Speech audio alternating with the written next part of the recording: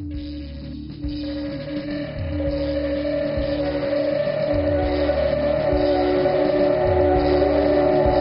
Dramatic AIDS Education Project is a partnership among the Coterie Theater and the Schools of Medicine at the University of Kansas and the University of Missouri, Kansas City.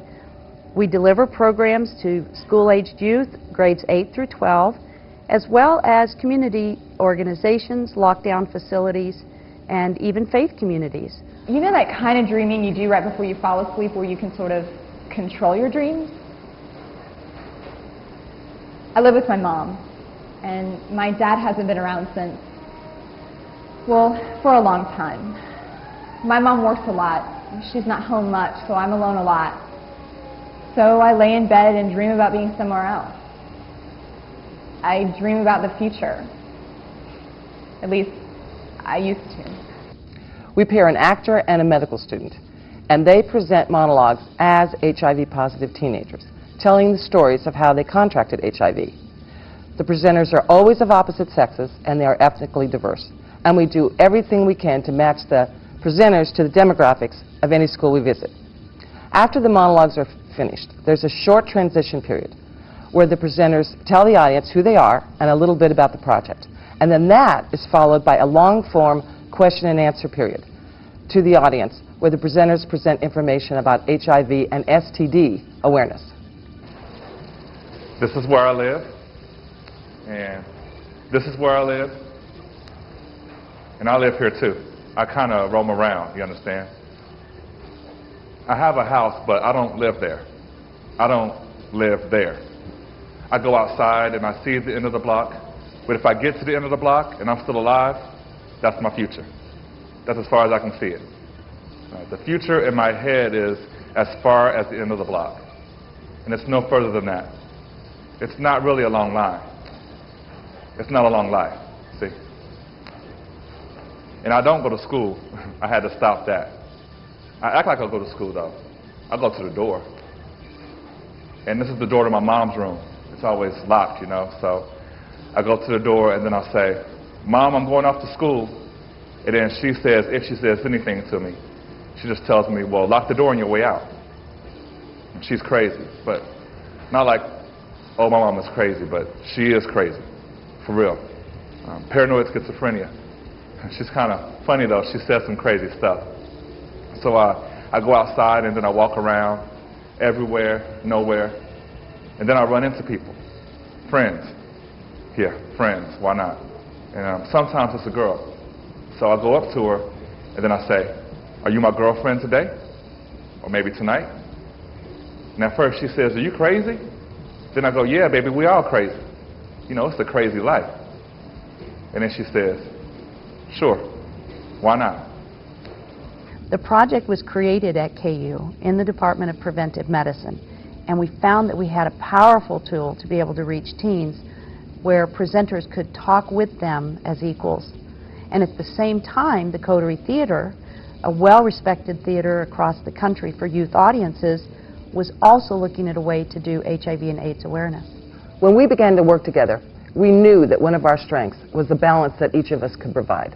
The Coterie could provide the artistic and theatrical basis for the project so that it wasn't just another lecture format.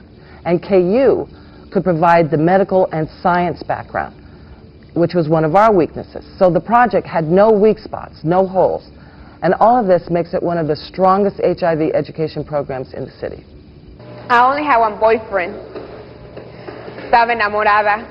I mean, what bad can happen when you're doing it with someone you love? That's what we're taught, right? Save it for someone you love. So it still doesn't make much sense to me why it don't happen the way it happens. I mean, some bad things happen to bad people. I had a cold. My mother said, "Toma sopa." So I ate soup. I ate so much soup I thought I was going to turn to soup. And I still had the cold, so I decided I had to go to the doctor. He said, "Toma sopa." I said, "You went to medical school for that?" But I ate more soup and the cold still didn't go away. So I went back to the doctor. He said, "I'm going to run some tests on you, but don't worry." tienes un chance 99% que sales negativa. Mentira. One of the strongest aspects of the Dramatic AIDS Education Project is the concept of peer education. The presenters are so close in age to that of the students that the students feel comfortable in opening up to them and talking about what's going on in their lives. The presenters are not teachers, so they're not lecturing to them. And the format works well because there's not somebody standing up there in front of them trying to scare them straight. Well, for those of y'all getting bored out there squirming around, here's the point. The doctor said, you're HIV positive. Do you know what that means? It stands for human immunodeficiency virus, and it means that your body's immune system is breaking down. And then she said, in a real nice, quiet voice, eventually your body's not going to be able to fight off any more diseases. And then she told me, well, I can't tell you how long it's going to be before you get really sick. I can't predict the time thing. And then she asked me, do you understand that this is not like the flu? You won't get rid of this. And then she said, in her softest, softest voice, there is no cure. Another type of evaluation that we've continued to do with the project is that of focus groups, which allow researchers to talk with teens about how they feel the program is relevant to them.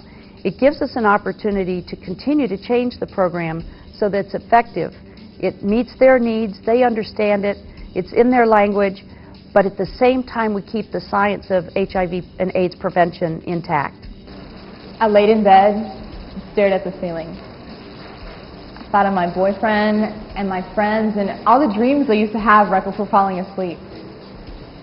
I thought about yesterday when anything was possible. I talked to my boyfriend. He told me I wasn't his only, girlfriend. I don't know how many there were. I don't want to know how many stupid girls there are in the world. And I used to blame my boyfriend. I don't anymore. Now I think maybe if I wouldn't have been drinking, maybe I would have been, a little clearer. Maybe I would have been wide awake, in fact, and said, look, if we're going to have sex, you need to use a condom. Stop at the store and get some latex condoms. And his stuff, his semen, that's where it came from. That's how I got all this. And he probably got it from some other girl in her stuff, her vaginal secretions. I mean, how hard could it have been to get a condom? The only person I blame now is myself. None of us is gay. We weren't using drugs. I mean, okay, we drank alcohol, and that's a pretty big drug, but we didn't shoot anything, use any needles. We just had sex. And now, we're going to get sick. And I'm not sure how sick I'll be, but I'll never be healthy again. Because I can't fight off infections and diseases like other people.